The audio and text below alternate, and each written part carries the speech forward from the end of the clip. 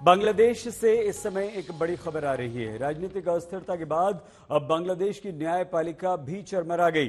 Chief justice समेत supreme court के सभी जज यानी कि न्यायाधीशों ने इस्तीफे की बात कही है और खबर यह है कि इस्तीफा देने के लिए ढाका स्थित राष्ट्रपति के घर पर चीफ जस्टिस के साथ सुप्रीम कोर्ट के सभी जज पहुंच चुके हैं। बांग्लादेश की न्याय व्यवस्था पूरी तरह से चरमरा गई है, हिल गई है। सबसे बड़ी अदालत के सभी जज एक साथ इस्तीफा दे रहे हैं।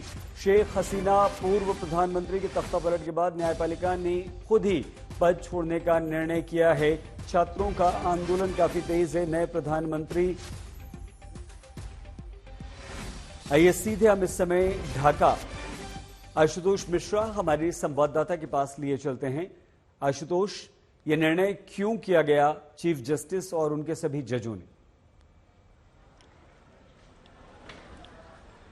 अगर एक वाक्य में समझाऊं तो वो इसलिए क्योंकि लोगों को लगता था कि जब यहाँ पर स्थिति तनावपूर्ण हो रही थी, जब प्रदर्शन हो रहे थे और जब पुलिसकर्मी उस समय कार्रवाई कर रहे थे सरकार के इशारे पर, तब सुप्रीम कोर्ट चुप था। और लोगों का ये आरोप है कि दरअसल सुप्रीम कोर्ट कहीं ना कहीं हसीना जो सरकार थी उनके इशारे पर खेल रहा था। और इसीलिए जब आप देखेंगे कि पूरी सरकार बदल गई है, तख्ता पलट हो चुका है, तब उन्होंने आज जो है सुप्रीम कोर्ट का घेरा बनाया। मैं आपको अगर बताऊं, मैं इस समय सुप्रीम कोर्ट के अंदर खड़ा हूं, बांग्लादेश की ढाका में सुप्रीम कोर्ट, और मेरे ठीक पीछे आप जो देख पा रहे हैं ये जमावड़ा इन प्रदर्शनकारियों का जो सीधे सुप्रीम कोर्ट के अंदर घुस आए थे बड़ी संख्या में। और यहां पर हैं, गेट के बाहर हैं, और तमाम आप देख पा रही है तो 2 पहिया 3 पहिया ये जो रिक्शा लेकर के खड़े हैं। लेकिन अब जैसे ही ऐसी स्थिति और खराब ना हो, कानूनी व्यवस्था, आप समझिए कि बांग्लादेश की सड़कों पर पुलिस नहीं है, तो आप ये सोचेंगे कि आखिर इस समय हिफाजत कौन कर रहा है, इन प्रीमाइसेस को बचा कौन रहा है। आपने जानकारी दी और संभवतः से कुछ देरी में मुख्य न्यायाधीश का इस्तीफा हो जाएगा इस दबाव के आगे। और यहां आपको जो तस्वीर दिखाऊंगा ये एक ऐसे लोकतंत्र की ऐसी कहानी कहती है जिस पर दुनिया को यकीन नहीं होगा।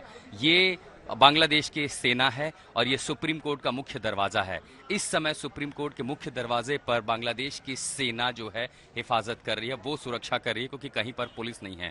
किसी भी कोने में आप जाएंगे, हर जगह आपको सिर्फ और सिर्फ या तो सेना मिलेगी या प्रदर्शनकारी मिलेंगे। और इन्हीं तस्वीरों को देख करके लगता है कि इतना बड़ा जो कथित आंदोलन बांग्लादेश। आशुतोष मिश्रा हमारे संवाददाता बांग्लादेश की राजधानी ढाका से रिपोर्टिंग कर रहे हैं।